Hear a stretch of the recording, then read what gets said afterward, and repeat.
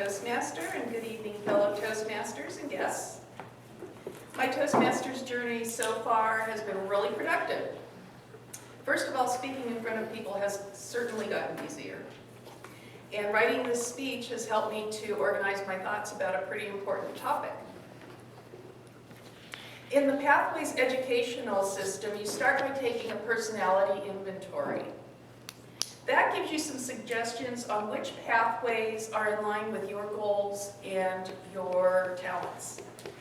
I was not really surprised about the suggestions that Pathways came up with for me. They all seem pretty much on target, but the one I decided to go with is effective coaching. And to be an effective coach, you must be a good leader. There are several leadership styles, and which is better depends on the environment, the people involved, and the purpose of your organization.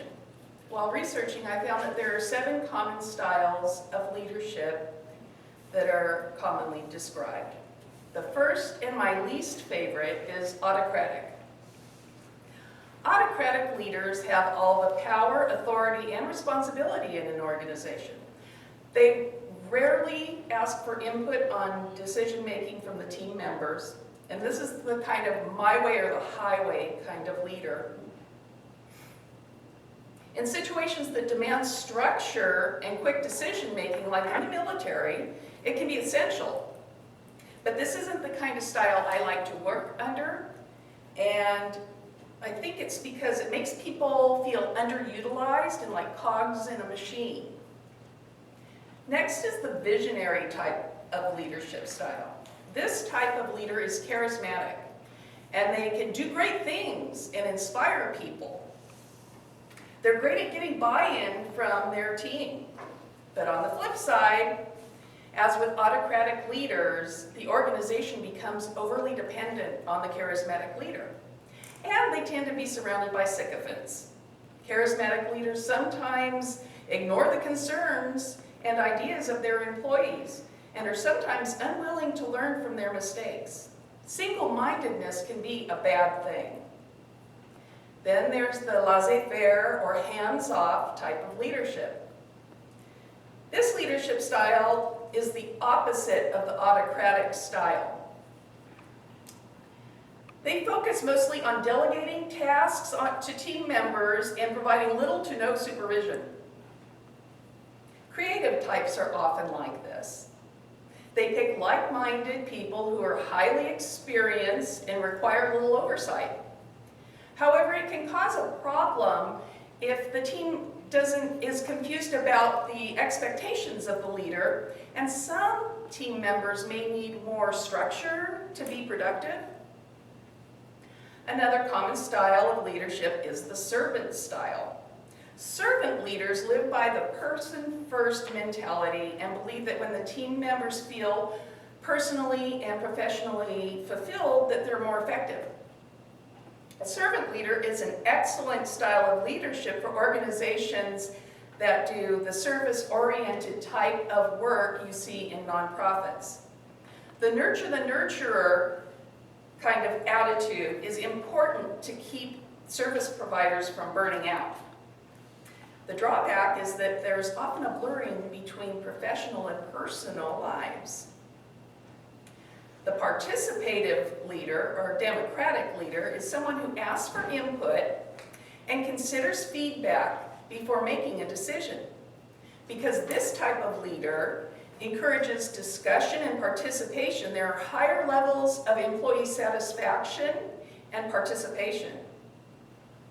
It's excellent for organizations focused on creativity and innovation, such as the tech industry. A transactional leader is laser-focused on production and performance. They set high standards and they hold their team members accountable. This kind of leadership style is usually good for hitting sales and revenue goals in the short term. But it's not the best style for team building. People don't stick around long enough to become skilled at their jobs. In fact, if the goals are unrealistic and the punishment is too harsh, it encourages dishonesty, which is not good. That leaves the coaching or supportive leadership style.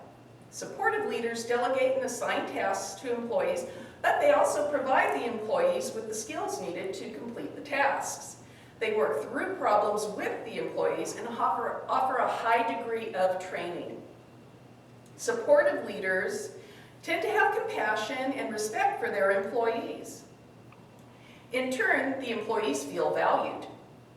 The downside of this style is that less direct control can make it a greater chance for problems to arise, and it is time intensive. Of all these leadership styles, the coaching or supportive style is the one I want to cultivate in myself, probably because it's the most like teaching, and it exemplifies to me what being a good leader is. A good leader is someone who can bring out the best in people, who can encourage and motivate people, and someone who leads by example. A good leader has integrity, purpose, and a clear set of realistic expectations. A good leader is a good communicator and gives consistent feedback regularly so that everyone knows where they stand. A good leader recognizes that other people have talents and abilities that can be developed and delegates tasks, allowing for other people around them to grow.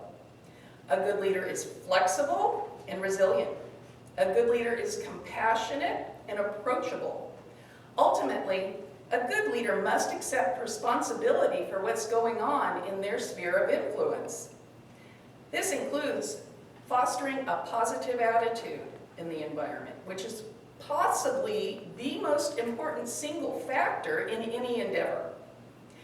That is the kind of leader I want to work for, and that's the kind of leader I want to become. Now,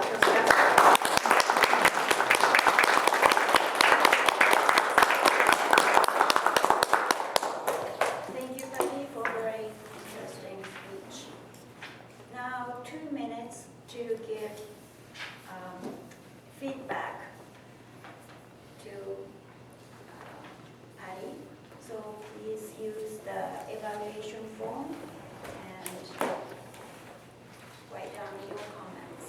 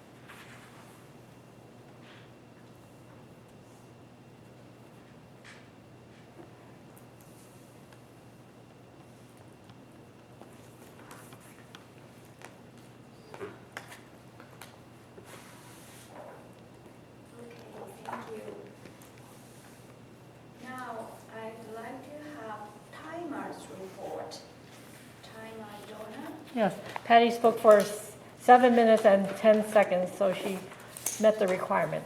Thank you, Donna.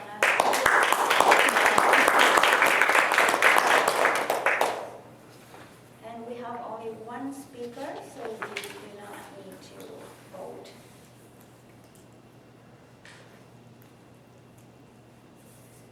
So today's theme is independence. And Independence Day is commonly associated with fireworks, parades, barbecues, picnics, concerts, baseball games, family reunions. Maybe we can hear some of these in the next table topic session. And today's table topic session is led by Doug Lauer. Please join me in welcome